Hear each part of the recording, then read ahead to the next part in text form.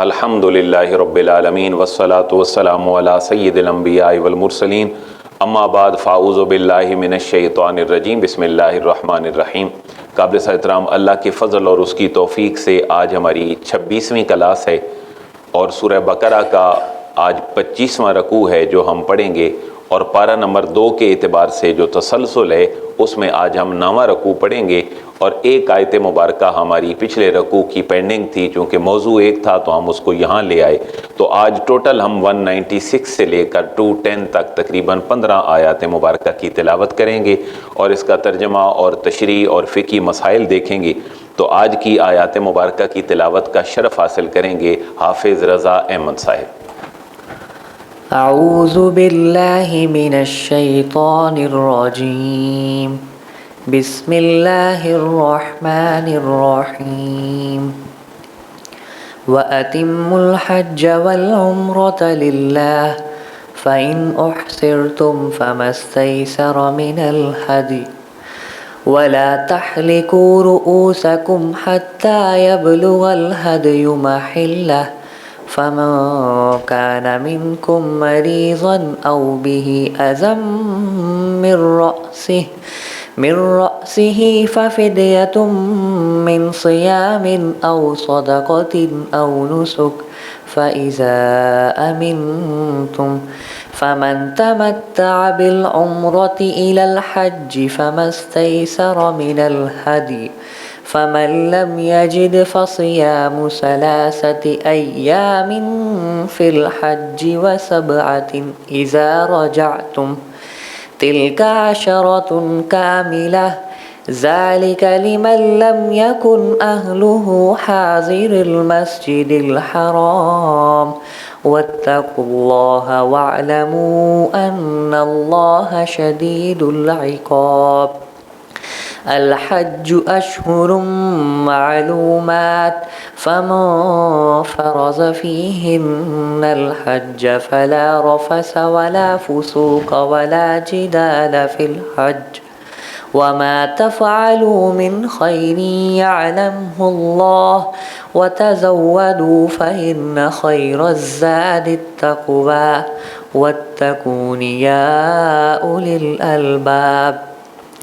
ليس عليكم جناح أن تبتغوا فضلا من ربكم فإذا أفضتم من عرفات فاذكروا الله عند المشعر الحرام واذكروه كما هداكم وإن كنتم من قبله لمن الضالين ثم أفيضوا من حيث أفاض الناس واستغفروا الله إن الله غفور رحيم۔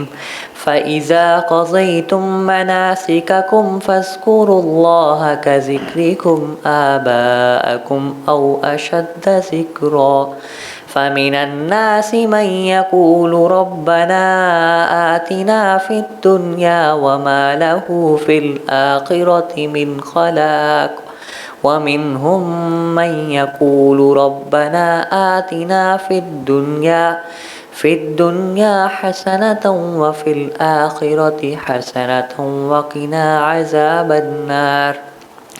أولئك لهم نصيب مما كسبوا والله سريع الحساب۔ واذكروا الله في أيام معدودات فمن تعجل في يومين فلا إثم عليه ومن تأخر فلا إثم عليه لمن اتقى واتقوا الله واعلموا أنكم إليه تحشرون۔ ومن الناس من يعجبك قوله في الحياة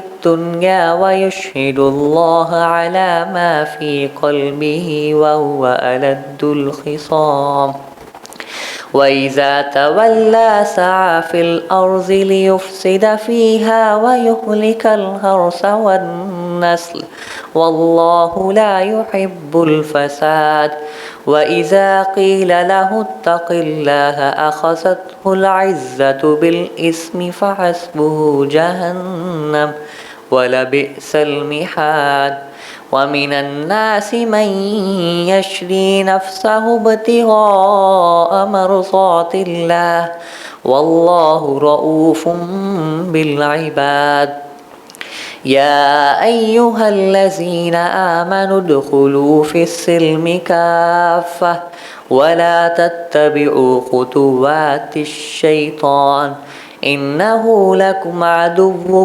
مبين فإن زللتم من بعد ما جاءتكم البينات فاعلموا أن الله عزيز حكيم هل ينظرون إلا أن يأتيهم الله في ظلل من الغمام والملائكة وقضي الأمر وإلى الله ترجع الأمور صدق اللہ العظیم.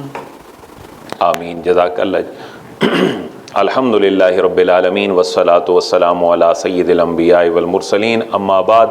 الحمدللہ ہم قرآن مجید کے اس سورہ بقرہ کا اور پورے قرآن اور اسلام کا آج ایک بہت بڑا رکن پڑھیں گے جس کو حج کہا جاتا ہے، اور حج کے ساتھ ہی ایک اور عمل ہے جس کو عمرہ کہا جاتا ہے، جو اللہ کے گھر کی زیارت اور طواف اور مختلف چیزوں پر مشتمل ہوتا ہے. لیکن پہلے اس کا ربط قائم کر لیں پچھلی آیات کے ساتھ جو ہم نے 195 تک پڑھی کہ یہ موضوع چل کیا رہا ہے اور حج اور عمرہ یہاں سے شروع کیوں کر دیا گیا. تو اس کا جو ربط ہے وہ یہ ہے کہ امامت اور خلافت بنی اسرائیل سے لے کر اللہ رب العزت نے آقا دو جہاں کی ختم نبوت کی شکل میں آپ کو اور آپ کے غلاموں کو یہ دنیا کی امامت کا شرف عطا فرمایا. تو اب اس امت کی تربیت مقصود تھی فکری لحاظ سے، عملی لحاظ سے اور مختلف زندگی کے جو میدان ہیں ان میں، تو ان چیزوں کے حوالے سے اصلاح کی جا رہی ہے. اور رفتہ رفتہ جب زمانہ گزرتا ہے تو چیزوں کے اوپر جو ہے وہ دھند پڑ جاتی ہے، اور اسلام کی جو کچھ تعلیمات ہیں وہ لوگوں کے رویے اور اعمال کی وجہ سے جو ہے وہ اپنی اصل روح کھو بیٹھتی ہیں. تو حج کا سلسلہ شروع ہوا تھا حضرت ابراہیم خلیل اللہ سے اور حضرت اسماعیل ذبیح اللہ سے. وہ اللہ کے پہلے نبی ہیں جنہوں نے حج کے لیے ندا کی تھی اور لوگوں کو بلایا تھا. تو مرور زمانہ آقا دو جہاں کی آمد تک یہ جو سینکڑوں اور ہزاروں سالوں پہ مشتمل سفر تھا، یہاں حج بھی اپنی اصلی روح کھو بیٹھا تھا، اور عمرے کی جو رسومات اور اعمال تھے وہ بھی اپنی اصلی روح کھو بیٹھے تھے. تو امت محمدیہ کو جب امامت اور خلافت کا سہرا پہنایا گیا تو یہ تعلیمات اپنی اصل سپرٹ اور روح کے مطابق ان کے سامنے رکھی جا رہی ہیں. تو یہ ہے اس کا ربط پچھلی آیات کے ساتھ، کیونکہ یہ تربیتی احکامات ہیں. اگلا فیز گفتگو کا یہ ہے کہ یہ حج ہے اور ارکان اسلام جو ہیں وہ ہمارے پاس 5 ہیں. شہادتین کی عملی گواہی ہے کہ یہ کام اللہ نے حکم دیا ہے یا نہیں، اور اس کے حبیب مکرم نے اپنی سنت بنایا ہے یا نہیں، یہ کلمہ شہادت ہے. اور اس کے بعد نماز ہے، روزہ ہے، حج ہے، زکوٰۃ ہے. یہ 5 پلر آف اسلام ہیں جن میں سے ہم آج حج پڑھیں گے. اس سے پہلے ہم روزہ تفصیل کے ساتھ پڑھ چکے ہیں، اور پلے لسٹ میں جو ہماری آیات الاحکام اور لیگل ورسز ہیں ان کے اندر وہ تفصیل کے ساتھ موجود ہے.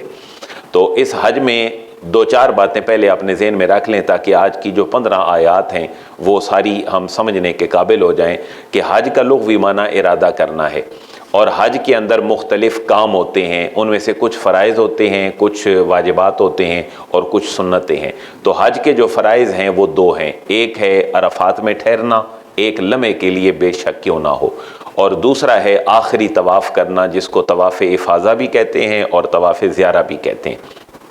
باقی طواف جو ہیں وہ اپنی اپنی ٹرمز رکھتے ہیں. تو یہ 2 کام جس بندے کے نہیں ہوئے تو اس کا حج ہی نہیں ہوا. جو عرفات میں نہیں ٹھہرا وہ اس کا حج ہی نہیں ہوا، اور جس نے آخری طواف نہیں کیا اس کا بھی حج نہیں ہوا. آخری طواف سے مراد ہے جو حج کا حصہ ہے۔ ایک وہ طواف بھی ہے جس کو فیئر ویل طواف کہتے ہیں، جب اللہ کے مخلوق اللہ کے گھر میں جاتی ہے تو وہاں آخری طواف بھی کرتی ہے، وہ طواف وداع ہوتا ہے۔ لیکن یہ طواف ہے جو طواف ہے حج کا، جو بندہ مومن کے اوپر فرض ہے اور حج کا رکن ہے۔ تو جو عرفات میں نہیں ٹھہرا، جس نے طواف زیارہ نہیں کیا، اس کا حج ہی نہیں ہوا۔ دوسری بات یہ ذہن میں رکھیں کہ جب حاجی جاتا ہے اور وہاں احرام کی پابندیوں میں چلا جاتا ہے تو وہاں دو قسم کی پابندیاں اس کو فالو کرنی ہوتی ہیں۔ ایک جو اس نے 2 سفید چادریں پہنی ہوتی ہیں، احرام جس کو کہا جاتا ہے، کچھ پابندیاں احرام کی وجہ سے ہوتی ہیں اور کچھ پابندیاں اس کی حرم کی حدود میں جانے کی وجہ سے ہوتی ہیں۔ ان دونوں کو اگر وہ وائلیٹ کرے گا تو اس کے اوپر پنشمنٹ ہوگی، اس کے اوپر جنایت ہوگی، اور اس کو اس کے اوپر جو ہے وہ کچھ نہ کچھ دینا پڑے گا۔ وہ جو دینا ہے وہ بڑا جانور بھی ہوتا ہے بعض جگہوں پر، اور وہ جو دینا ہے وہ خون بہانا اور دم، وہ ایک چھوٹے جانور یعنی بکری، مینڈا اور ان شکل میں بھی ہو سکتی ہیں، اور ایک دینا جو ہے وہ ہے کہ آپ مٹھی بھر صدقہ کسی کو دے دیں۔ اور اگر کوئی یہ کام نہیں کر سکتا تو چوتھا جو پنشمنٹ کے ریوارڈ ہے وہ دینا ہے، وہ روزے رکھنا ہے۔ تو یہ 3-4 باتیں جو ہیں یہ بنیادی طور پر ذہن میں رکھنی ضروری ہیں کہ فرض اگر چھوٹیں گے تو پھر اس بندے کا حج ہوگا ہی نہیں۔ اگر واجبات میں سے کوئی چیز چھوٹے گی تو دم لازم آئے گا۔ کوئی چھوٹی چھوٹی اگر اور وہ غلطی کا ارتکاب کرے گا تو پھر اس کو وہ جو مٹھی بھر صدقہ وغیرہ ہے یہ بھی دینا پڑے گا، اور اس کو فقہ کی اصطلاح میں باب الجنایات کہا جاتا ہے، اس کے تحت یہ سارے فقہی مسائل ہوتے ہیں۔ ایک اور بات تاکہ یہ حج کی آیات سمجھ آ جائیں کہ جو بندہ اللہ کے گھر کے لیے زیارت کے لیے ارادہ کرتا ہے اور احرام باندھتا ہے تو وہ جو حج کرتا ہے وہ حج 3 صورتوں میں ہو سکتا ہے۔ ایک وہ حج ہے جو وہاں مکے کے رہنے والے خاص لوگ کریں گے، وہ کوئی اور نہیں کر سکتا، اور اس کو کہیں گے حج افراد۔ اور وہ حج ہے کہ جس میں چونکہ وہ وہاں رہتے ہیں تو انہیں حج سے پہلے عمرہ کرنے کی ضرورت نہیں ہے، تو وہ حج مفرد ہے یعنی سنگل حج ہے، اس وجہ سے اس کے احکامات باقی 2 حجوں سے کچھ مختلف ہیں۔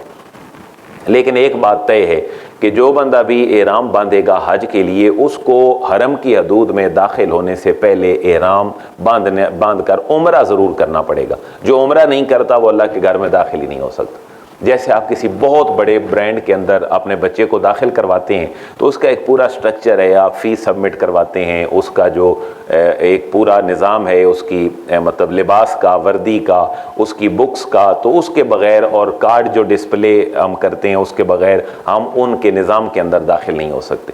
تو اللہ کے گھر کا بھی ایک ڈیکورم ہے کہ جو جائے گا وہ احرام باندھ کے جائے گا، اور اللہ کے گھر میں حرم میں وہ داخل نہیں ہو سکتا جب تک کہ وہ اس کے 7 چکر نہیں لگائے گا، یعنی عمرہ پورا نہیں کرے گا۔ اور عمرہ ہے کیا کہ آپ جائیں احرام باندھیں میقات سے، اور میقات کیا ہے؟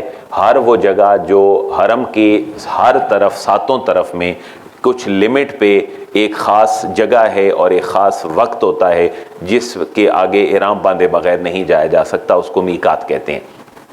تو پاکستان اور اس علاقے میں جانے والے جو لوگ ہیں ان کے لیے جو جگہ ہے وہ یلملم ہے، باقی لوگوں کے لیے بھی اپنی جو ہیں وہ میقات ہیں، وہ یہ تفسیر کی کتابوں میں باقاعدہ لکھے ہیں۔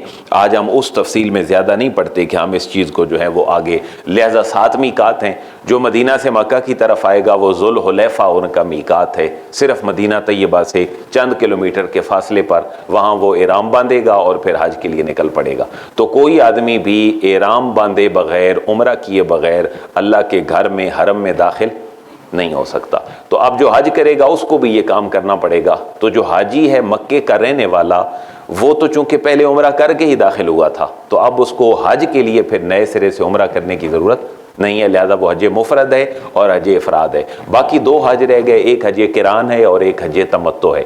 حج قران یہ ہے کہ ایک احرام باندھا جائے اور اس کے ساتھ عمرہ بھی کیا جائے، اور جتنے دن باقی ہیں حج کے دن شروع ہونے میں، وہ 8 ذوالحجہ سے پہلے منا جانے سے پہلے وہ اسی احرام کے اندر رہ کر پابندیوں میں ہی وہ دن گزارے۔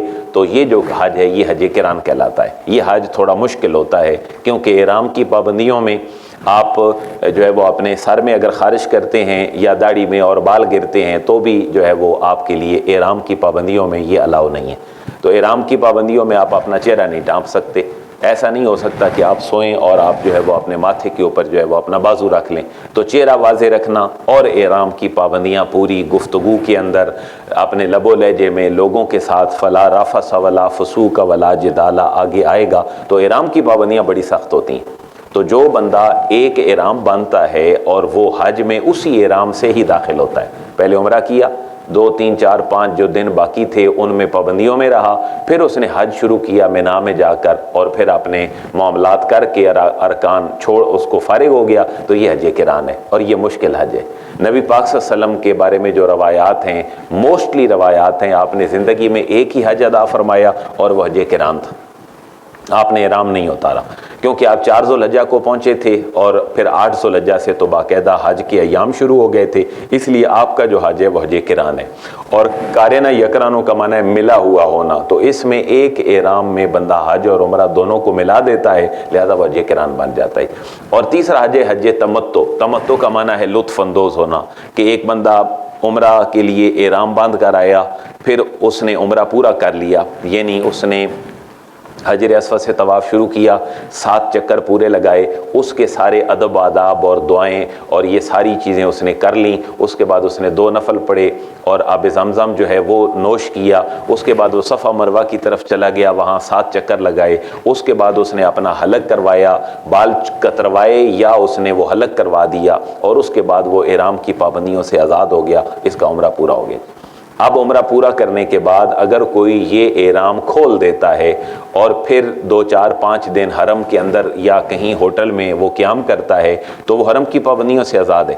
اب جب وہ حج کا ارادہ کرے گا، باقاعدہ سے جائے گا فیلڈ میں مینا میں 8 ذوالحجہ کو، تو وہ وہاں سے نیا حج کا جو احرام ہے وہ باندھے گا اور پھر اس میں وہ مینا جائے گا اور مینا سے عرفات آئے گا اور عرفات سے وہ مزدلفہ آئے گا، مزدلفہ سے پھر مینا آئے گا اور جمرات جو ہیں ان کو کنکریاں مارے گا پہلے دن 7، اور اس کے بعد پھر وہ اپنی قربانی کروائے گا اور قربانی کے بعد وہ اپنا حلق کروائے گا. وہ احرام کی پابندیوں سے آزاد ہے. ایک اس کا فرض رہ گیا ہے جو طواف زیارت ہے، اس کے پاس کرنے کے لیے ابھی 2 دن اور ہیں. وہ نیکسٹ ڈے اور اس سے نیکسٹ ڈے مغرب تک یہ جو طواف ہے یہ کر سکتا ہے اور اس کا حج مکمل ہو گیا.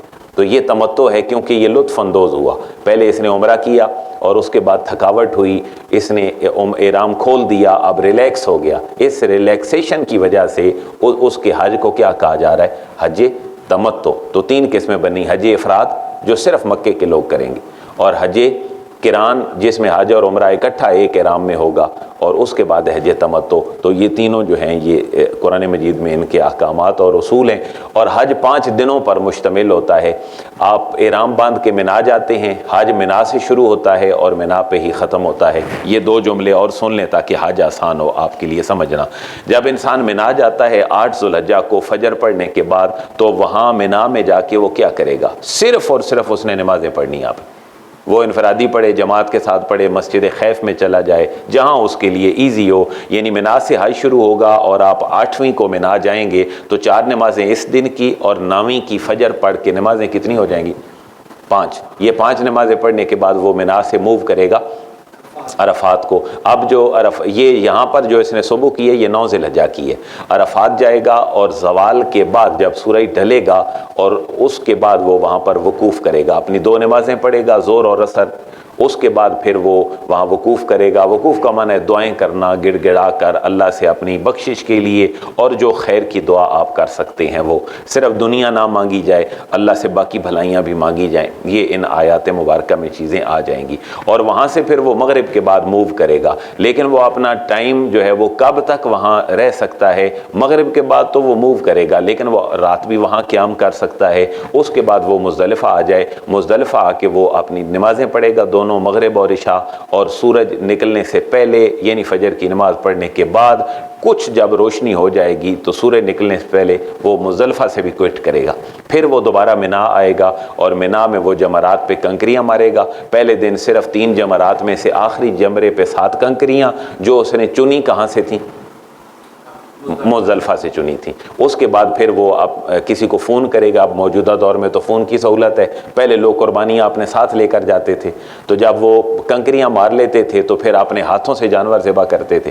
اس کے بعد پھر جو ہے وہ حلق کرواتے تھے. اب وہ احرام کی پابندیوں سے آزاد ہو جاتے تھے. لیکن آج کل ایسے ہوتا ہے کہ انسان اپنے آرگنائزر کے ساتھ ہوتا ہے اور ساری چیزیں وہ مینیج کر رہے ہوتے ہیں، تو فون پہ کمیونیکیشن کے ذریعے کہہ دیا جاتا ہے کہ میں نے اب یہ کام کر لیا ہے، یعنی جمرات پہ کنکریاں مار رہی ہیں، آپ میری قربانی کر دیں۔ جب وہاں سے وہ جانور قربانی کا ذبح کر کے آپ کو اوکے کر دیں گے تو پھر آپ کیا کروا لیں گے؟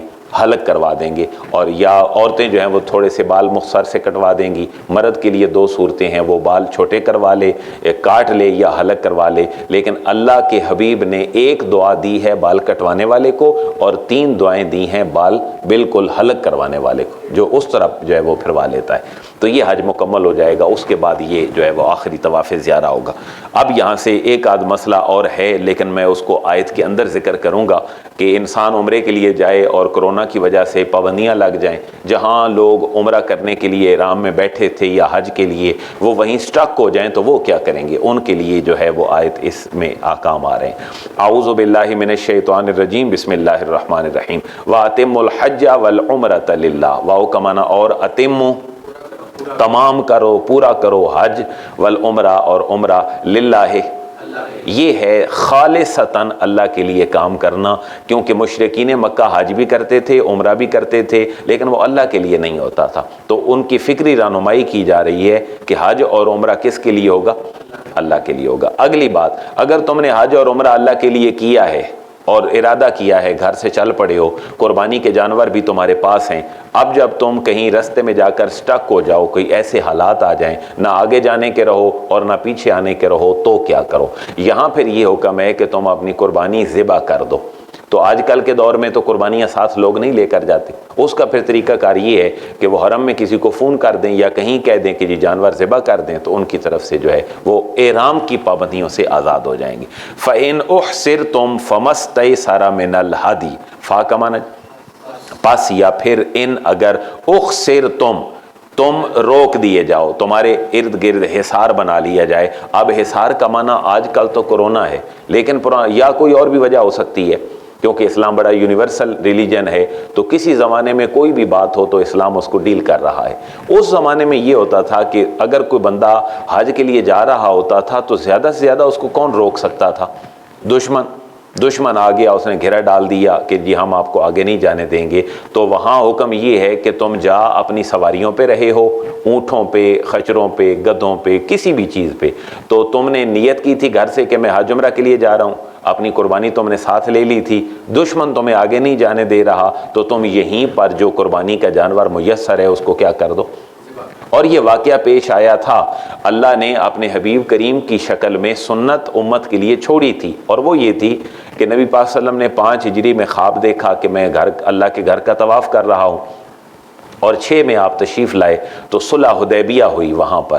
تو وہاں جو کچھ چیزیں آپ ساتھ لے کر آئے تھے، وہ چونکہ اہل مکہ نے آگے نہیں جانے دیا تھا 6 ہجری میں، اور پھر نبی پاک صلی اللہ علیہ وسلم نے 7 ہجری میں عمرۃ القضاء ادا فرمایا تھا، تو 6 میں وہاں حضور نے اپنے ہاتھ سے اپنی قربانی کے جانور ذبح کیے تھے۔ بلکہ ایک روایت تو یہ بھی آتی ہے کہ نبی پاک صلی اللہ علیہ وسلم نے صحابہ کو کہا کہ جانور ذبح کرو، تو صحابہ ذبح نہیں کر رہے تھے بظاہر۔ حضرت ام سلمہ رضی اللہ تعالی عنہا ہماری ماں ہیں، انہوں نے نبی پاک صلی اللہ علیہ وسلم کی خدمت میں یہ بات عرض کی کہ آپ جب اپنی قربانی کا جانور ان کے سامنے ذبح کریں گے تو یہ بھی کر دیں گے۔ حضور نے یہی کیا، تو صحابہ کرام نے وہ بھی جانور ذبح کر دی۔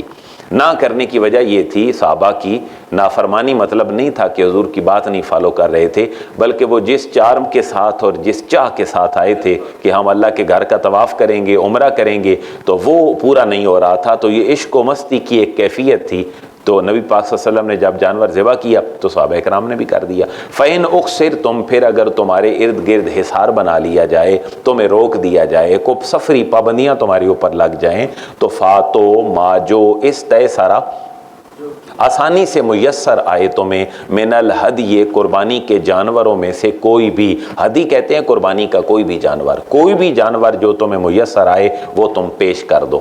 اب ضروری نہیں کہ اس کو حرم میں پیش کرو جا کے۔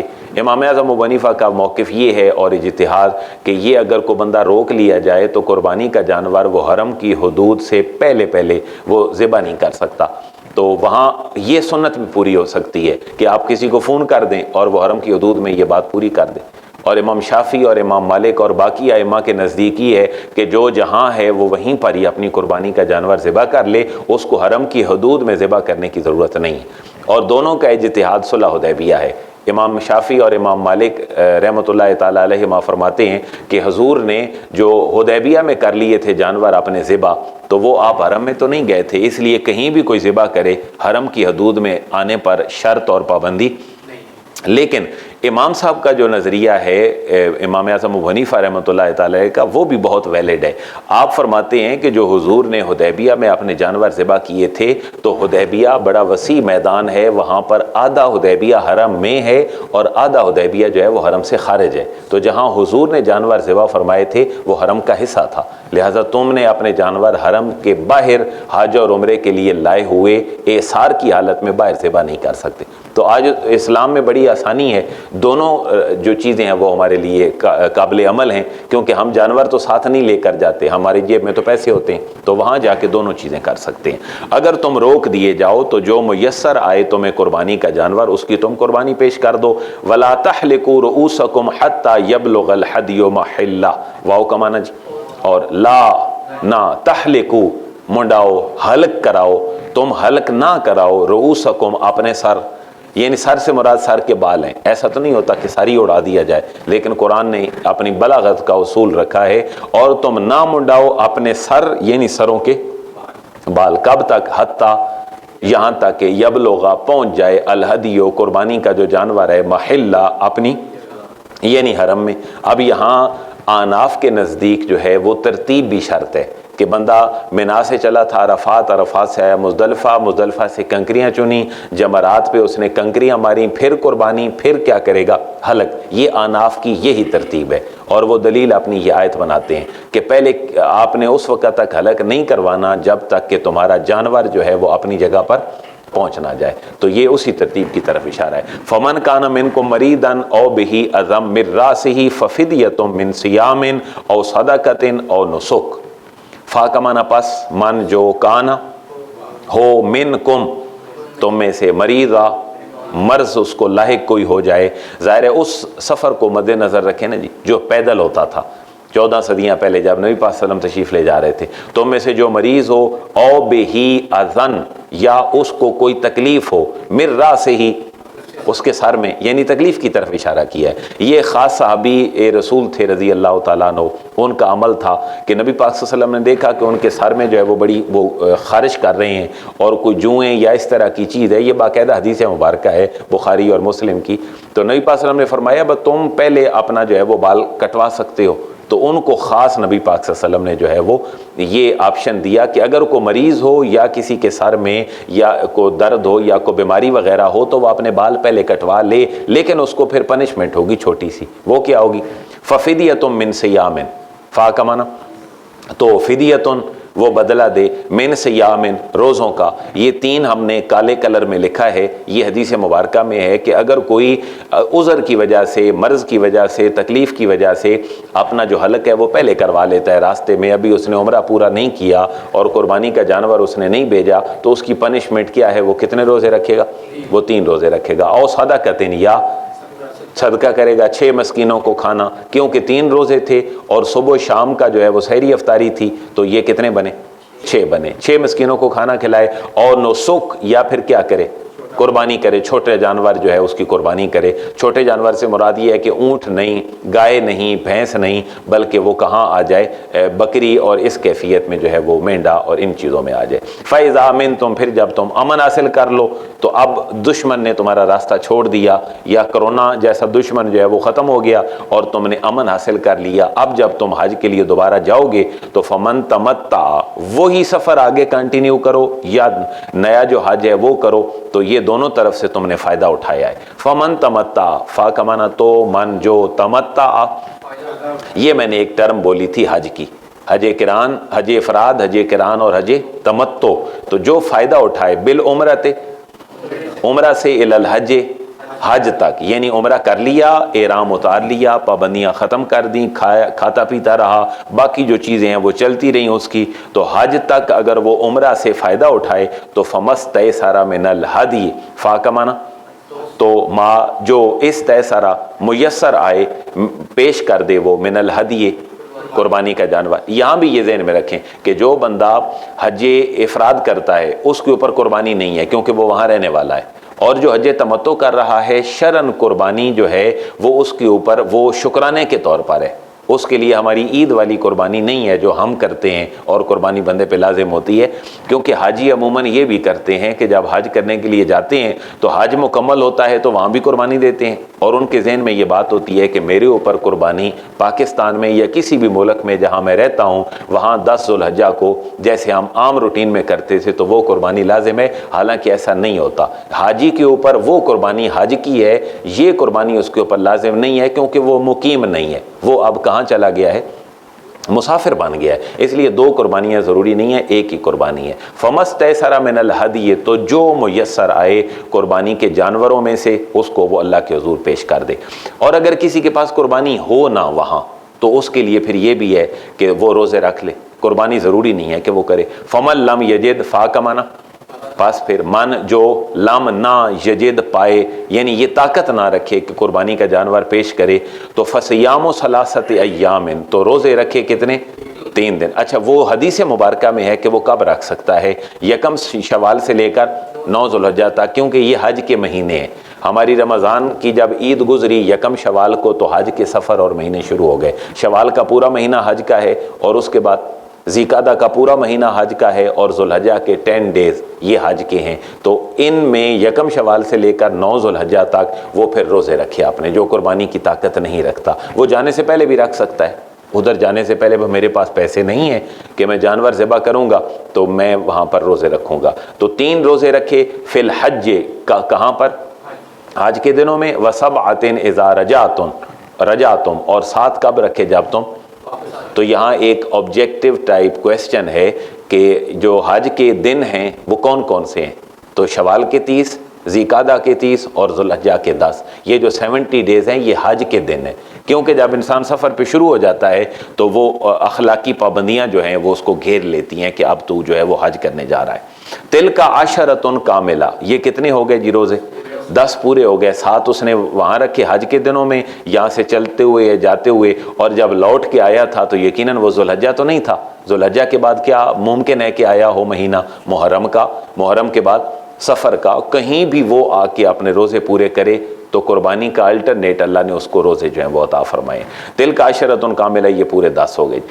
اچھا یہ ہیں کس کے لیے؟ یہ ہے حج افراد۔ حج افراد والا جو بندہ ہے جو مکی ہے، جو مکے کے اندر رہتا ہے، اس کے اوپر قربانی نہیں ہے، اس کے اوپر روزے بھی نہیں ہیں، خاص طور پر فرما دیا گیا ذَلِكَ لِمَن لَمْ يَكُنْ أَهْلُهُ حَاضِرِ الْمَسْجِدِ الْحَرَامِ۔ ذَلِكَ یہ پچھلا پورا پروسیجر کہ یا تو قربانی کرے یا پھر روزے کتنے رکھے؟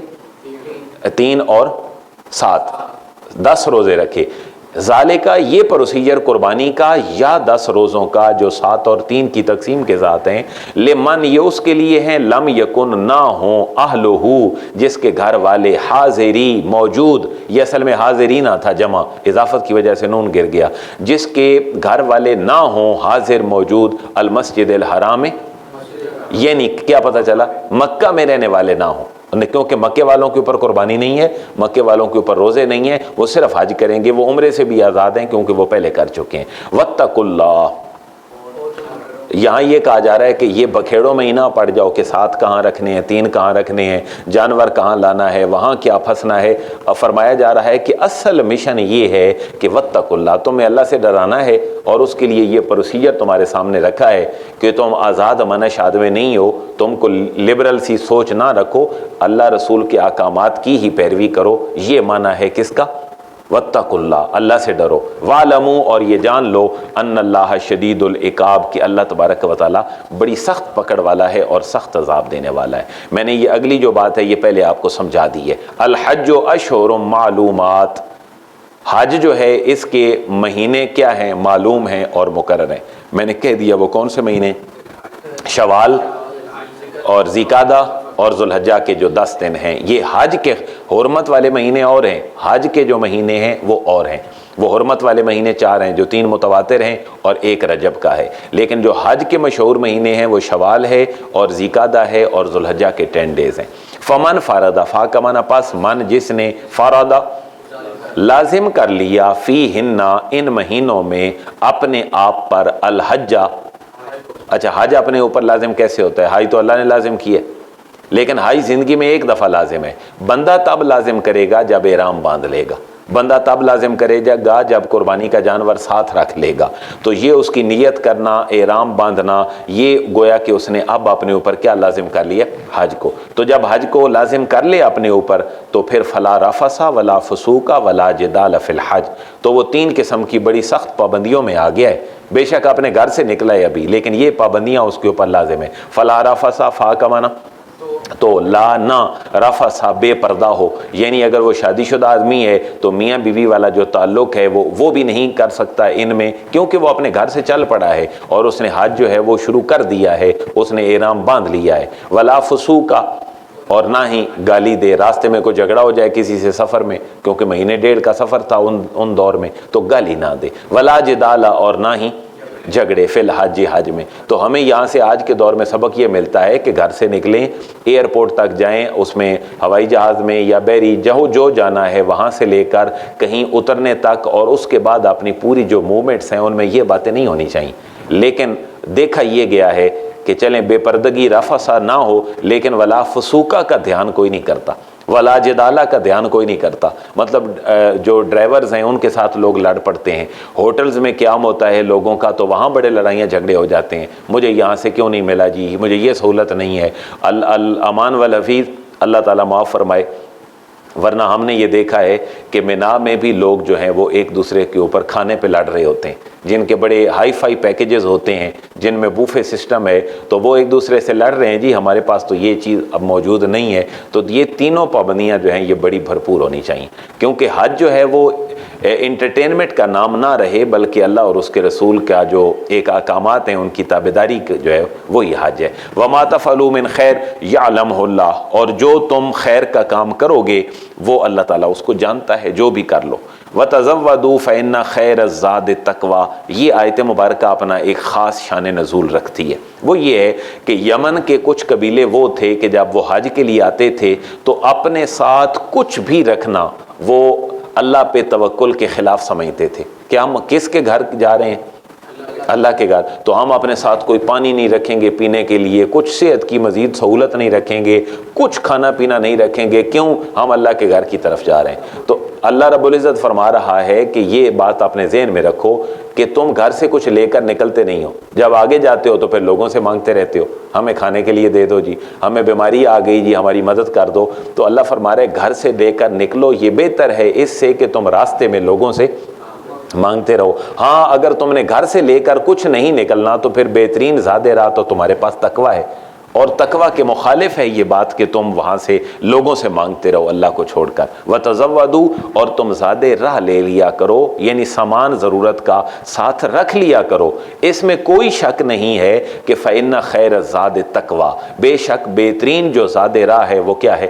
پرہیزگاری ہے، اللہ کا خوف دل میں رکھنا ہے، اس میں شک کوئی نہیں ہے. لیکن یہ بھی اس کے خلاف نہیں ہے کہ تم گھر سے کچھ لے کر نکلو تو یہ تقویٰ کے خلاف ہے، ایسی بات نہیں ہے. تو وَاتَّقُونِ یا اُولِي الْأَلْبَابِ، واو کا معنی اور اتقون، یہاں پر چھوٹی یا جو ہے وہ اضافت کی وجہ سے گر گئی، تو اس وجہ سے ہم نے جو مجھ سے کا ترجمہ ہے یہ ہم نے بلیک رکھا ہے. وَاتَّقُونِ ترجمہ ہے کس سے ڈرو؟ مجھ سے ڈرو، اللہ فرما رہا ہے. تو مجھ سے چونکہ حذف ہے ہم نے اس وجہ سے اس کا ترجمہ کالا رکھا ہے. یا اُولِي الْأَلْبَابِ، اے عقل والو، اللہ فرما رہا ہے مجھ سے ڈرو. اچھا، ایک اور فکری جو ہے وہ اصلاح کی جا رہی ہے. ان کو کہا جا رہا ہے کہ عربوں میں یہ بھی ایک بات رواج پکڑ گئی تھی کہ جب حج پہ جانا ہو تو پھر کاروبار سارا لین دین پوری دنیا کا معطل ہے، ہم صرف اللہ کے گھر کی زیارت کے لیے جا رہے ہیں. تو ان کو الاؤ کیا جا رہا ہے کہ تم گھر سے نکلے ہی کس لیے ہو؟ حج کے لیے. اگر تم کو کاروباری سامان ساتھ تھوڑا بہت لے لیتے ہو، کچھ سلور، کوئی گولڈ، کچھ چیزیں اپنے علاقے کی، اور وہ راستے میں تم کاروبار بھی کرتے اگر جا رہے ہو یا وہاں سے کچھ چیز خرید کر اپنی منڈیوں میں لے آتے ہو تو کوئی حرج نہیں ہے، یہ بھی تم اللہ کے راستے کے لیے ہی نکلے ہو. ایک تو یہ رہنمائی ہے. پہلے اس کو دیکھ لیں پھر اگلی آیت میں جاتے ہیں. لیسا علیکم جناح ان تبتغوا فضلا من ربکم، لیسا یہ فعل ناقصہ میں سے ہے، نہیں ہے علیکم تم پر، جناح کوئی گناہ، ان کے تبتغوا تم تلاش کرو، فضلا من ربکم اپنے رب کا فضل۔ اگر تم حج کے سفر کے دوران کوئی سامان لے لیتے ہو تو کوئی حرج نہیں ہے، تم اپنے رب کا فضل تلاش کرو، راستے میں چیزیں جو ہیں وہ بیچتے اور خریدتے جاؤ، اور اگر وہاں سے کوئی مارکیٹ سے چیز ملے تو اپنی منڈیوں میں لے آؤ، کوئی حرج نہیں ہے۔ ایک اور بات جس کا ذکر کیا جا رہا ہے وہ یہ ہے فَإِذَا أَفَضْتُم مِّنْ عَرَفَاتٍ فَاذْكُرُوا اللَّهَ عِندَ الْمَشْعَرِ الْحَرَامِ، کہ جب تم عرفات سے لوٹو تو پھر اللہ کو یاد کرو۔ اصل میں حج بن گیا تھا گپ شپ کا ایک ماحول عربوں کے اندر، اور وہ جناب ملتے تھے بڑے عرصے کے بعد، اپنے بڑوں کی باتیں کی، فضائل بیان کیے اپنے اپنے قبیلوں کے، کو بنو ہاشم کی باتیں کر رہا ہے، کو بنو عدی کی باتیں کر رہا ہے، کو اپنے وڈیروں کی جو کہانیاں اور قصے ہیں وہ بیان کر رہا ہے۔ تو حج انہوں نے انٹرٹینمنٹ کا نام بنا دیا تھا، تو اللہ رب العزت نے ان کی اصلاح فرمائی۔ فَإِذَا أَفَضْتُم، فا کا معنی پس، پھر اذا جب افضتم تم واپس لوٹو، من عرفاتن عرفات سے، عرفات میں قیام کر کے جب تم واپس لوٹو تو مزدلفہ میں بیٹھ کر گپے نہ ہانکو، فذکروا اللہ، بلکہ کیا کرو، یاد کرو اللہ کو، عند المشعر الحرام، مشعر حرام یعنی مزدلفہ میں یہ جو خاص مقام ہے یہاں پر تم بیٹھو اور اللہ کا ذکر کرو، نہ کہ تم اپنی گپے ہانکو اور بڑوں کے اور چھوٹوں کے فضائل بیان کرو۔ تو یہاں پر جو مشعر حرام ہے وہاں باقاعدہ اب ایک مسجد بنا دی گئی ہے، اب تو الحمدللہ لاکھوں لوگ وہاں جاتے ہیں اور وہ سما جاتے ہیں اسی جگہ پر۔ تو مشعر حرام میں پھر ذکر کیسے کرو، وَاذْكُرُوهُ كَمَا هَدَاكُمْ، وَاذْكُرُوهُ اللہ کو یاد کرو، کیسے، کما ہداکم، جیسے اس نے تمہیں ہدایت دی ہے اور سکھایا ہے۔ یعنی خود بیٹھ کر یہ اپنی کوئی یوگا کی کیفیت میں نہ چلے جاؤ اور مراقبے کی کیفیت میں، بلکہ اللہ کے بتائے ہوئے ذکر کو ہی تم وہاں اختیار کرو، اپنی کسی خود ساختہ نیکی کو نیکی نہ سمجھو۔ وَإِن كُنتُم مِّن قَبْلِهِ لَمِنَ الضَّالِينَ، اللہ نے تو تمہیں یہ باتیں بتا دیں کہ تم تجارت بھی کر سکتے ہو، اور تم عرفات سے جب واپس آؤ تو اللہ کا ذکر کرو، ورنہ یہ باتیں بتانے سے پہلے وَإِن كُنتُم، اور بلا شبہ تم تھے، من قبلہ، اس سے پہلے، لَمِنَ الضَّالِينَ، ناواقفوں میں سے تھے، تم واقف نہیں تھے، اللہ نے احکامات بھیجے تو تمہیں سمجھ آ گئی۔ یہاں پر ایک اور بات ہے قریش کی جس کو اللہ کنڈیم فرما رہا ہے۔ قریشی لوگ یہ کرتے تھے کہ اللہ نے ان کو بڑی جو ہے وہ ایک اتھارٹی دی تھی عرب کے اندر اور مکے میں، تو آہستہ آہستہ ان کے اندر ایک جو برہمنی مزاج ہے، جیسے ہندوستان کے برہمن ہیں، وہ مزاج اپنے ذہن میں آ گیا کہ ہم تو اللہ کے بڑے پسندیدہ قوم ہیں، جیسے بنی اسرائیل کے ذہنوں میں یہ بات آئی تھی۔ تو وہ یہ کرتے تھے کہ مینا سے جاتے تھے عرفات، اور وہ جو ہیں وہ عرفات سے مزدلفہ آتے تھے، یہی اسلام کا پہلا حکم تھا، لیکن انہوں نے بعد میں عرفات جانا چھوڑ دیا۔ انہوں نے یہ سمجھا کہ ہم بڑے لوگ ہیں تو یہاں سے نکلتے ہیں تو یہیں مزدلفہ سے ہوا کے واپس آ جائیں گے۔ اللہ فرما رہا ہے بندگان خدا تم برہمن نہ بنو، تم اللہ کے سامنے عاجزی اختیار کرو، اور جہاں تک لوگ جا کے عرفات سے واپس آتے ہیں وہیں تک تم بھی جاؤ۔ یہ کوئی کمین لوگوں کا کام نہیں ہے کہ وہ عرفات میں جائیں، وہاں تو اللہ کے حضور تم سب نے پیش ہونا ہے۔ اب ترجمہ کریں جی، ثم دین، پھر افیدو، تم واپس آؤ، من حیثو، جہاں سے، افادہ لوٹتے ہیں، الناسو، باقی لوگ جہاں سے لوٹتے ہیں وہیں سے تم بھی لوٹو، اور جو کچھ کر چکے ہو بلنڈر اپنے آپ کو بڑا سمجھنے کا، واستغفر اللہ، اس پہ اللہ سے کیا کرو، معافی مانگو، مغفرت طلب کرو، ان اللہ غفور الرحیم، بے شک اللہ تبارک و تعالی بخشنے والا اور رحم فرمانے والا ہے۔ فیضا، پھر جب، قضیتم مناسککم، یہاں بھی جو ہے وہ ان کی اصلاح کی جا رہی ہے۔ یہ ہمارے لیے بڑی ایک اہم آیات ہیں، یہ جو ایک دو آیات ہیں کہ نبی پاک صلی اللہ علیہ وسلم نے اپنی حیات ظاہری کے آخری دنوں میں، ویسے تو آپ کا معمول تھا کہ آپ شہدائے احد پہ تشریف لاتے تھے اور ان کے آ کے دعا کرتے تھے، کیونکہ بہت بڑا معرکہ تھا احد کا، اور پہلا معرکہ تھا جس میں مسلمانوں نے اتنے لاشیں اٹھائے تھے، جو 70-75 کے قریب لوگ تھے۔ تو نبی پاک صلی اللہ علیہ وسلم کو بڑی محبت اور شفقت اور انس تھا، تو آپ کثرت کے ساتھ شہدائے احد پہ تشریف لاتے۔ تو آپ ایک دفعہ وہاں تشریف لائے تو آپ نے اپنے ساتھ موجود صحابہ اور شہدائے احد کا جو قبرستان ہے وہاں پر جا کر خطبہ ارشاد فرمایا، اور آپ نے فرمایا کہ میرے جانے کے بعد مجھے تمہارے اوپر شرک کا خوف نہیں ہے، لیکن مجھے یہ خوف ضرور ہے کہ میری امت بعد میں دنیا داری میں غرق ہو جائے گی۔ اور آج مادیت پسندی اور ایک مٹیریلسٹک اپروچ پوری امت مسلمہ کی بن چکی ہے، تو یہ ایک جو معاملہ تھا یہ اہل عرب کے ہاں بھی جو ہے وہ زور پکڑ گیا تھا۔ وہ جب حج پہ جاتے تھے تو اللہ سے صرف دنیا مانگتے تھے، کہتے تھے اللہ فصل ٹھیک ہو جائے، انگور کی جو ہے وہ باغات ٹھیک رہیں، کھجوروں کے باغات ٹھیک رہیں، اخلاقی یا اخروی یا کوئی جو وہ دعا ہے جس کو اللہ رسول پسند فرماتے ہیں اور جو کمپریہنسو سی دعا ہے وہ نہیں کرتے تھے۔ تو ایک بڑی پیاری دعا سکھائی گئی ان کو قرآن مجید میں، اور امت محمدیہ کے لیے یہ بڑی فضیلت والی دعا ہے۔ ذرا سنیں اس کو، دیکھیں جی ہے کیا۔ پیچھے لفظ کیا گزرا تھا جی؟ فَإِذَا، فا کا معنی پھر اذا جب، قَضَيْتُمْ تم ادا کر چکو، مناسککم اپنے حج کے مناسک۔ دیکھیں نا یہاں تک کتنی باتیں ہو گئی ہیں جی۔ منا سے نکلے تھے لوگ، کہاں گئے تھے؟ عرفات سے آئے تھے مزدلفہ۔ اب یہاں تک بڑی بڑی باتیں ہو چکی ہیں، بڑا جو رکن اعظم ہے وقوف عرفہ کا وہ ہو چکا ہے۔ تو جب تم مناسک ادا کر چکو اپنے حج کے تو فذکروا اللہ، کیا کرو؟ یاد کرو اللہ کو، ذکر کرو اللہ کا۔ کیسے؟ کذکرکم آباءکم، جیسے تم اپنے آباء و اجداد کا ذکر کرتے ہو۔ میرا دادا بڑا سفارتی محاذ پہ بڑا ماہر آدمی تھا، وہ بڑے جناب اس کا جو ابا جان تھے میرے پردادا جی، ان کے جناب 15 گھوڑے تھے، ان کے گھوڑوں کا جو نسب ہے وہ جا کے کہیں عدنان بن معد سے ملتا تھا۔ یعنی لمبی چوڑی باتیں جو تم کرتے ہو اپنے آباء کی، اس کو چھوڑ کر تم ذکر کس کا کرو؟ اللہ کا کرو۔ بلکہ اگلا جملہ فرمایا او اشد ذکرا، اس سے بھی زیادہ گہرائی کے ساتھ، گہرائی کے ساتھ اور اخلاص کے ساتھ تم اللہ کو یاد کرو۔ یہ وڈ وڈیروں کے جو نسب اور رسول ہیں ان کی زیادہ جو ہے وہ ادھر توجہ نہ دو۔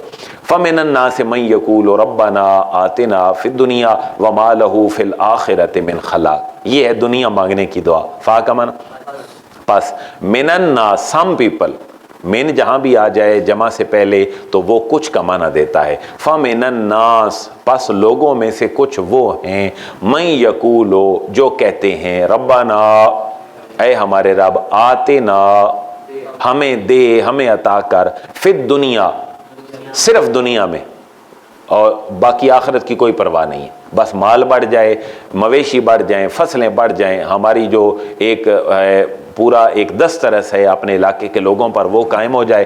پھر اللہ فرما رہے وَمَا لَهُ فِي الْآخِرَةِ مِنْ خَلَاقٍ، پھر ان کے لیے نہیں ہوگا آخرت میں سے من خلاق، کوئی حصہ پھر آخرت میں ان کے لیے نہیں ہے، کیونکہ دنیا مانگ لی اور اللہ نے ان کو دنیا دے دی۔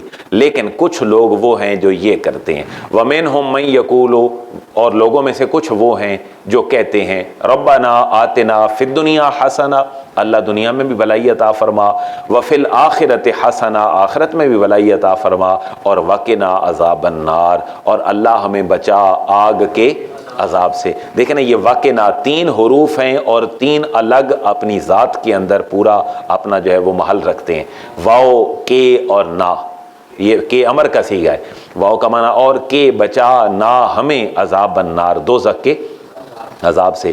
اچھا جو دنیا مانگتا تھا اس کے لیے کہہ دیا گیا کہ آخرت میں کوئی ایسا نہیں ہے، لیکن جو دنیا آخرت دونوں مانگ رہا ہے اور عذاب جو آخرت ہے اس سے وہ اللہ کی حضور دعا کر رہا ہے کہ اللہ نجات عطا فرما، ان کو اللہ اپریشیٹ کیسے کر رہا ہے جی؟ اولئک، یہ ڈیمانسٹریٹو پروناؤن ہے جمع کا، یہی لوگ ہیں، لہم جن کے لیے ہے، نصیبن ایک خاص حصہ، مما اس میں سے، کسبو جو انہوں نے کمایا ہے، جو انہوں نے نیک اعمال کیے ہیں، اللہ کو حاضر ناظر جان کے، اس کی مرضی اور اس کے رسول کی سنت کے مطابق، اور پھر آخرت کو بھی مد نظر رکھا ہے، تو اللہ آخرت میں ان کو خاص ریوارڈ دے گا۔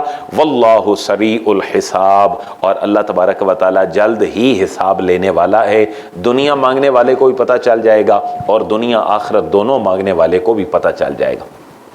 یہاں پر ایک اور بات، تھوڑا سا فقہی مسئلہ ذہن میں رکھ لیں کہ انسان مسلمان کا حج 8 ذو الحجہ کو کہاں سے شروع ہوا تھا؟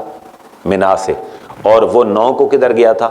عرفات میں، اور جب واپس آیا تھا تو 10ویں تھی مزدلفہ سے نکل کر اس نے جمرات پہ کیا کی تھی؟ رمی، پھر حلق قربانی کی تھی، پھر حلق کروایا تھا۔ اب اس نے رہنا کدھر ہے باقی کے دن؟ منا میں۔ 8 کو آیا تھا، 9 کو وہ کام کر کے آ گیا، اب 10 11 12 کو اس نے یہاں رہنا ہے، تو ٹوٹل حج کے ایام کتنے ہو گئے؟ 5۔ اچھا ان 5 دنوں میں 2 تو وہ کر چکا ہے، آگے کتنے دن باقی ہیں؟ 3، ٹھیک ہے نا؟ 8 9 تو گزر چکے، 10 11 12 13 باقی ہیں۔ ان میں وہ 2 دن بھی منا میں رہ کر 7 کنکریاں، 21 کنکریاں روزانہ مارے۔ تو پہلے دن کتنی ماری تھی؟ 7۔ اچھا اگلے دن کیونکہ ایک جمرے پہ ماری تھی اور جب نیکسٹ ڈے آیا ہے تو مینا میں ہی وہ رہ رہا ہے. ایک اس کا کام پینڈنگ ہے بھی حج والا بڑا معتبر سا, اور وہ کیا ہے طواف زیارہ. اس کے پاس 2-3 دن ہیں ابھی, لیکن اس نے سٹے کدھر کرنا ہے؟ مینا میں ہی. تو اب جب یہ مینا میں رہ رہا ہے تو پہلے دن اس نے 7 کنکریاں ماری تھیں, اب نیکسٹ ڈے جو آئے گا یعنی اس میں 11 کو تو وہ 21 کنکریاں مارے گا تینوں پہ. تو 21 اور 7 28. اگلے دن بھی وہ مارے گا کتنی؟ 21. تو کتنی بن گئی؟ 21 اور 21 42, اور 42 اور 7 49. اب تیسرے دن بھی وہ کنکریاں کتنی مارے گا؟ 21 مارے گا, تینوں 7 کنکریاں مارے گا. اب کہا یہ جا رہا ہے کہ جو بندہ وہاں پہلے دن 7 کنکریاں مارنے کے بعد اگر 2 دن بھی رہ لے تو بھی اس کے لیے کافی ہے مینا میں, اور اگر تیسرا دن بھی وہ پورا کر لے تو بھی اس کے لیے کوئی حرج نہیں. تو مینا میں وہ 2 دن بھی ٹھہر سکتا ہے بعد میں, پہلے دن 7 مارنے کے بعد 2 دن, یا پھر اس کے بعد 3 دن. یہ ان آیات مبارکہ میں یہ بات آ رہی ہے. وَاذْكُرُوا اللَّهَ, واو کا معنی, اور اذکروا تم یاد کرتے رہو اللہ کو, فی ایام معدودات, فی کا معنی میں, ایام دن, معدودات جو گنتی کے دن ہیں, اور وہ کیا ہیں جی؟ مینا میں ذوالحجہ کی 11 12 اور اچھا 8 9 10 وہ گزار چکا ہے, کیونکہ 8 کو آیا تھا مینا, 9 کو مزدلفہ گیا تھا, 10 کو پھر مینا میں واپس آ کے 7 کنکریاں ماری تھیں. اب یہ کام ہو گیا, 11 12 13 دن مزید باقی ہیں. تو یہاں پر کنکریاں بھی ذہن میں رکھ لیں, کنکریاں انسان کو کتنی چننی چاہیے مزدلفہ سے؟ 7 تو اس نے پہلے دن مار لی, اب اگلے دن یا وہ 2 دن مارے گا یا پھر 3 دن مارے گا. اگر 2 دن مارے تو ہر جمرے کو 7 مارنی ہے, اور ایک دن کی 21 ہیں, اور 21 نیکسٹ ڈے کی بھی 21 ہیں, اور پہلے دن کی کتنی تھیں؟ 7. کتنی ہو گئی؟ 49. یا تو 49 کنکریاں چن لے مزدلفہ سے, اور اگر اس نے تیسرا دن بھی وہاں گزارنا ہے تو پھر اس کے ساتھ اور کنکریاں بھی 7, اتنی ہی اور چن لے. فمن فاکم, کسی کی نہ چنے, اپنی چنے وہاں سے. اور یہ اللہ کا نظام ہے کہ لاکھوں لوگ حج کے لیے جاتے ہیں تو ہر ایک بندہ اپنی کنکریاں چن کے لاتا ہے. اچھا کنکریاں چنی یہاں سے بھی جا سکتی ہیں, اپنے علاقے سے بھی کوئی چن کے لے جا سکتا ہے, کوئی حرج نہیں. فمن فاکمانا, پس پھر من جو تعجلا جلدی چلا گیا, فی یومین 2 دنوں میں 11 12 کو کر کے, تو فلا اسم علیہ, اس کے اوپر بھی کوئی حرج نہیں ہے. نبی پاک صلی اللہ علیہ وسلم نے کتنا سٹے کیا تھا؟ ہمیں تو آپشن ہے کہ ایک دفعہ 7 مارنے کے بعد اب تم جو ہے وہ 2 دن بھی رہ سکتے ہو, 3 بھی, لیکن نبی پاک صلی اللہ علیہ وسلم 3 دن رہے تھے. لیکن آپ نے اختیار دیا ہے کہ کوئی 2 دن کرے. قرآن خود کہہ رہا ہے جی, ومن تاخر, اور جس نے تاخر تاخیر کی, کتویں تک؟ 13ویں تک مینا میں ہی, تو فلا اسم علیہ, اس کے اوپر بھی کوئی گناہ نہیں ہے. لیکن اللہ فرما رہے تم 12ویں تک رہو یا 13ویں تک رہو, مد نظر کیا ہو؟ لمن اتقی, تقوی, پرہیزگاری, اللہ کی رضا ہی مد نظر ہو. وہاں ایسا نہ ہو کہ تم تاش کھیلتے رہو.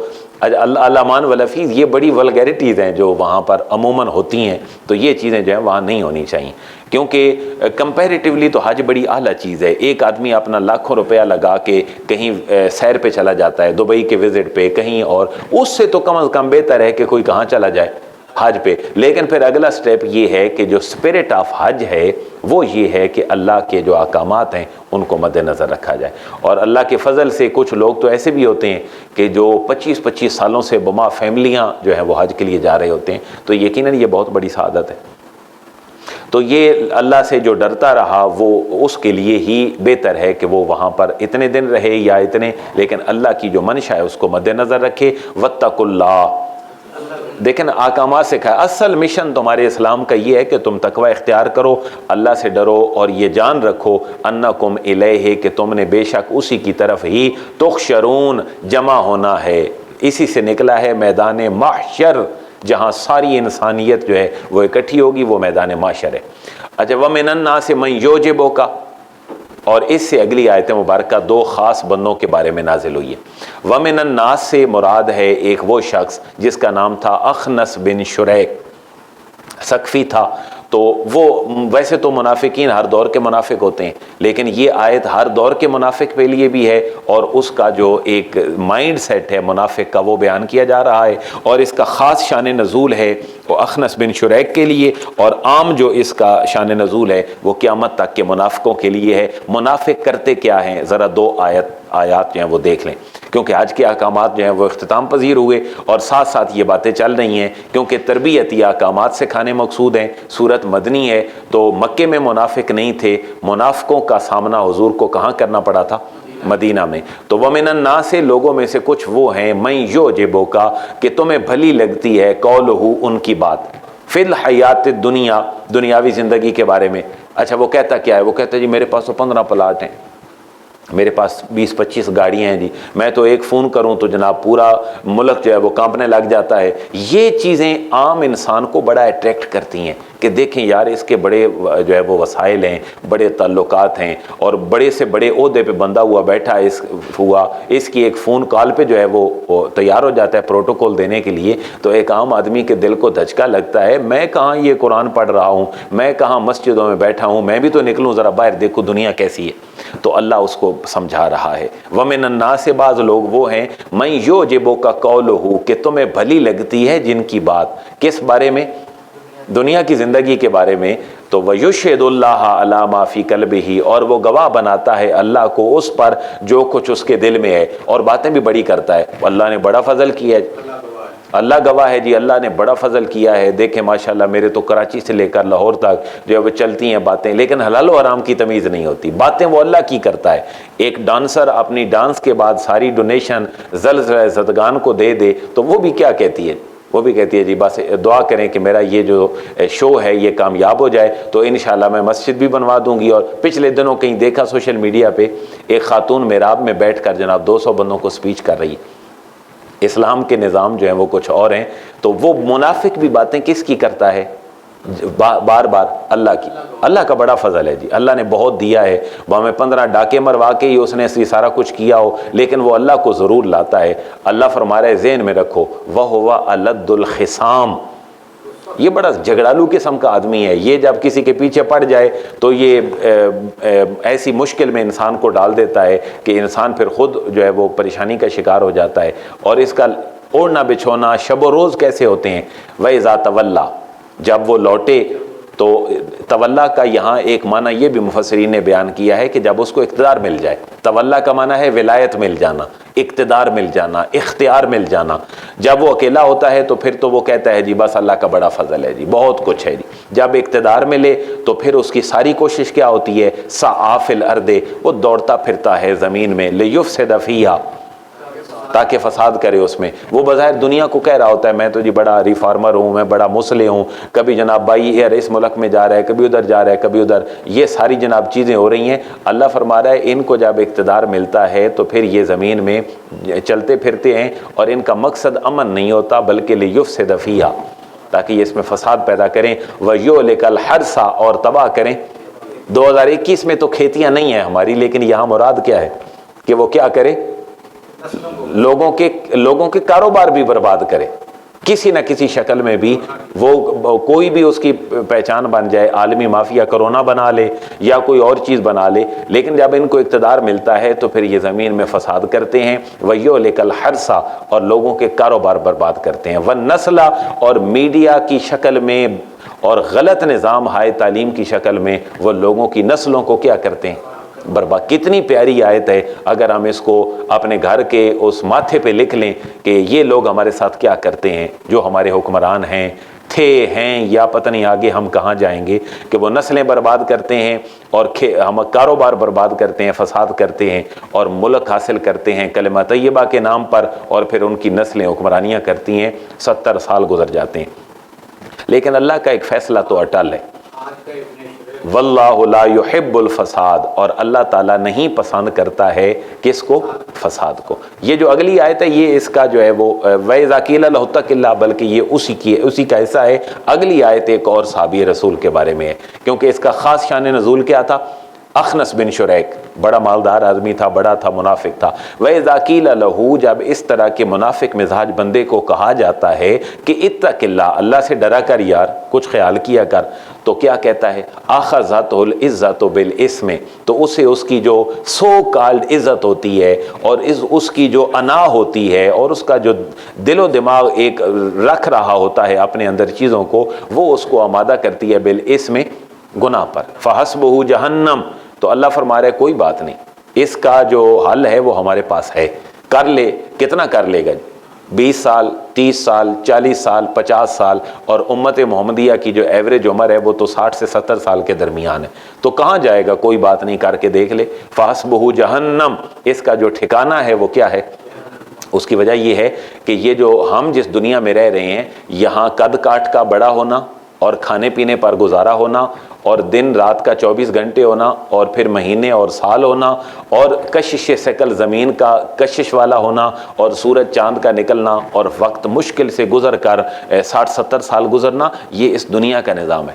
جب انسان آخرت میں جائے گا، تو میں کل ایک حدیث مبارکہ پڑھ رہا تھا سورہ کاف کے مطالعے کے دوران کہ نبی پاک صلی اللہ علیہ وسلم نے فرمایا قیامت والے دن بندہ مومن کا وزن کیا جائے گا گندم کے دانے کے ساتھ، تو گندم کا دانے کا وزن بندہ مومن سے زیادہ ہوگا، پھر کسی اور چھوٹی چیز سے وزن کیا جائے گا۔ یعنی یہاں پر بتانا میرا یہ مقصد ہے کہ رب اس دنیا کے اپنے ضابطے ہیں، اس دنیا کی اگلی جو ہے اس کے اپنے ضابطے ہیں۔ یہاں تو وہ کہہ رہا ہے جی میں ہوں، کہاں جی اب عالمی جو طاقتیں ہیں وہ ہمیں انٹرسٹ کے بغیر وداؤٹ انٹرسٹ کیسے تجارت کرنے دے رہی ہیں؟ ہم تو نہیں کر سکتے جی، ہمارے تو پاؤں بندے ہیں، IMF جو جیسے کہے گی ہم ایسے ہی چلتے رہیں گے۔ تو اللہ فرما رہے کوئی بات نہیں، صبر کر لو، تمہارے پاس اقتدار آیا ہے، یہ امانت ہے، بڑے بڑے آئے بڑے بڑے چلے گئے، آخری ٹھکانہ تمہارا ہمارے پاس ہے اور وہ ٹھکانہ بڑا اعلیٰ ہے۔ فحسبہ جہنم، ان کے لیے جہنم کافی ہے، وَلَبِئْسَ الْمِہَادُ، اور یہ نہ سمجھیں کہ دیکھی جائے گی جب مر گئے تو۔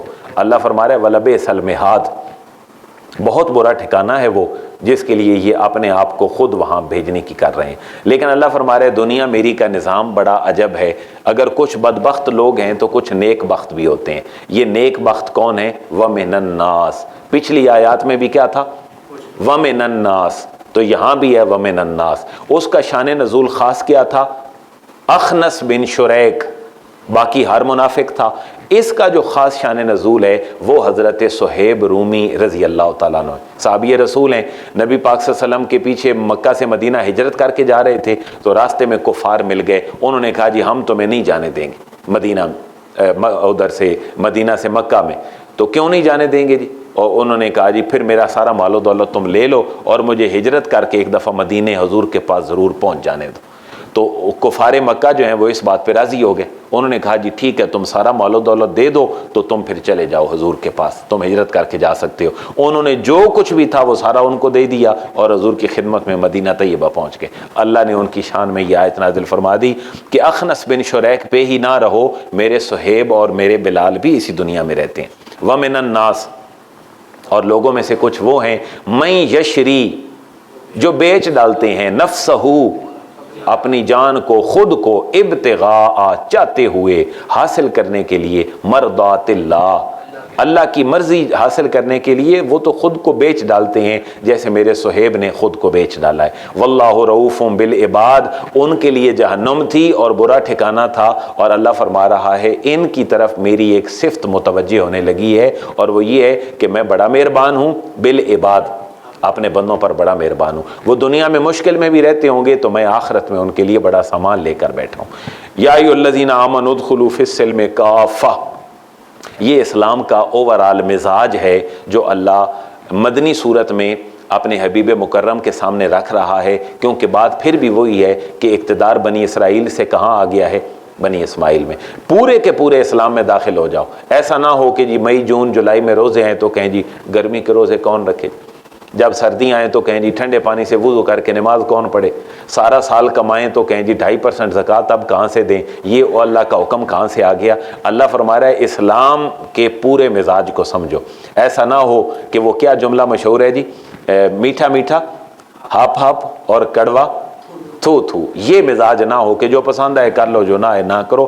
اسلام میں داخل ہونا ہے تو پورے داخل ہو، ورنہ تمہارا انجام بھی وہی ہوگا جو بنی اسرائیل کا ہوا تھا، اور تم بھی بربادی کے دہانے پہ پہنچ جاؤ گے۔ جیسے اللہ معاف فرمائے آج پوری دنیا میں مسلمانوں کا حال ہے، وہ پورے کا پورا اسلام میں داخل نہ ہونے کی وجہ سے ہی ہے۔ یا ایھا الذین آمنوا، اے ایمان والو، ادخلوا، داخل ہو جاؤ، فی السلم، اس سلامتی والا جو مذہب ہے اس میں کافہ، پورے کے پورے داخل ہو جاؤ۔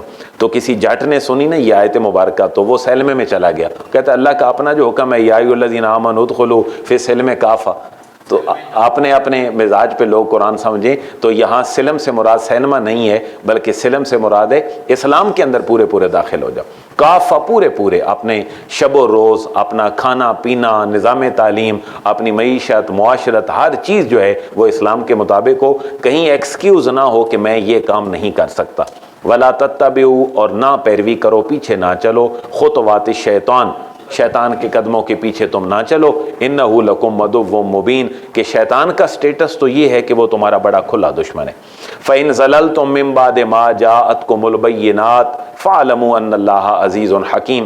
یہ اوورال اب ایک رہنما اصول ہیں اسلام کے، جن کو پچھلی آیت کے ساتھ بیان کیا جا رہا ہے. فإن زللتم، پھر اگر تم ڈگمگا گئے بعد اس کے کہ تمہارے پاس آ چکے اللہ کے واضح احکام، تو فاعلموا، جان لو کہ اللہ تبارک و تعالی غالب بھی ہے. اور پھر ہوگا کیا؟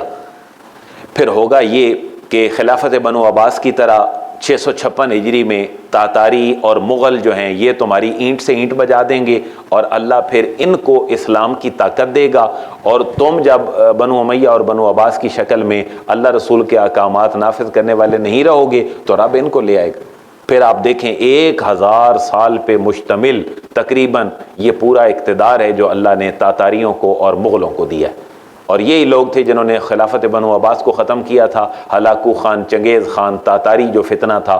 تو اس کے بعد پھر یہ اللہ نے ان کو ایمان کی توفیق دے دی.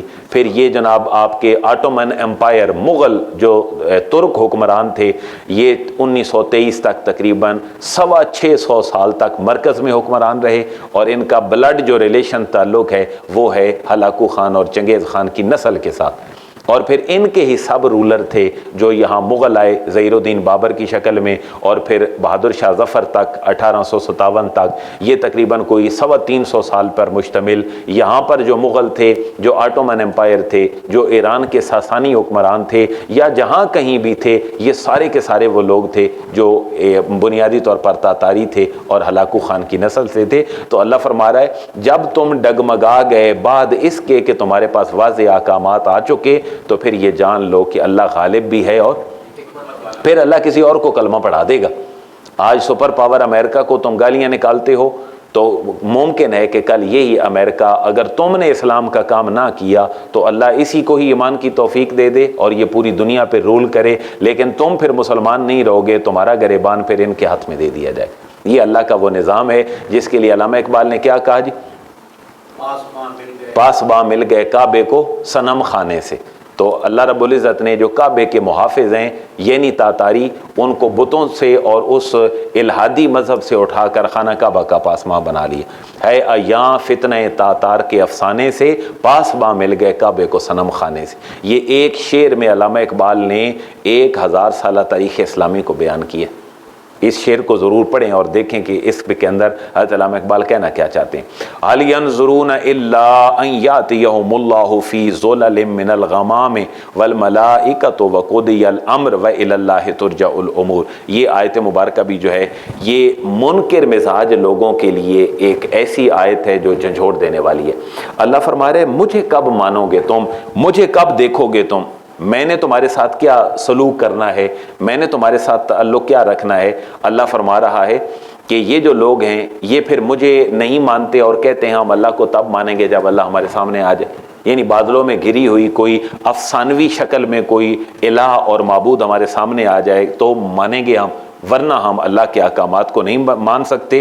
تو اللہ فرما رہا ہے پھر جب یہ کیفیت تمہارے سامنے آئے گی نا، بادلوں سے میرا آنا یعنی بادلوں سے میرے عذاب کا آنا، تو وقضی الامر، اس وقت معاملہ پورا ہو چکا ہوگا، پھر تمہیں واپسی کی گنجائش نہیں ہوگی. اگر تم نے اللہ رسول کی مرضی کے مطابق جینا ہے تو آج جی لو.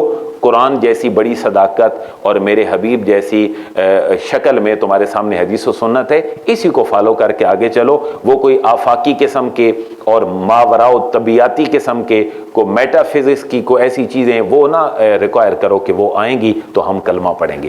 حل ینظرون، نہیں وہ انتظار کرتے ہیں، الا سوائے اس کے کہ یاتیہم اللہ، آئے ان کے پاس اللہ، فی ظلل، سائبانوں میں، سایہ بادلوں کا. تو یہ آیت مبارکہ کے بارے میں مفسرین نے یہ بھی لکھا ہے کہ یہ آیت متشابہات میں سے ہے. تو اللہ سایوں بادلوں سے کیسے آ سکتا ہے؟ اس سے مراد ہے اللہ کا عذاب. کہ وہ انتظار نہیں کر رہے ہیں جو منکر مزاج لوگ ہیں مگر اس کا کہ اللہ کا عذاب ان کے پاس آ جائے، فی ظلل من الغمام، بادلوں کے سائبانوں میں سے کوئی اللہ کا عذاب آ جائے تو یہ کہیں گے ہاں واقعی کو اللہ بھی ہے۔ اور کون آ جائے؟ والملائکۃ، فرشتے آ جائیں، جیسے کو بہت بڑی پرسنالٹیز آتی ہیں اور ان کا پروٹوکول ہوتا ہے آگے اور پیچھے، تو یوں اللہ کے جو عذاب کی کیفیات ہیں وہ آئیں اور فرشتے آئیں تو ہم مانیں کہ کوئی اللہ بھی ہے، ورنہ تو ہم سیکولر رہیں گے، لبرل رہیں گے یا ملحد اور ایتھیسٹ ہی رہیں گے، ہم اللہ کی طرف نہیں آ سکتے۔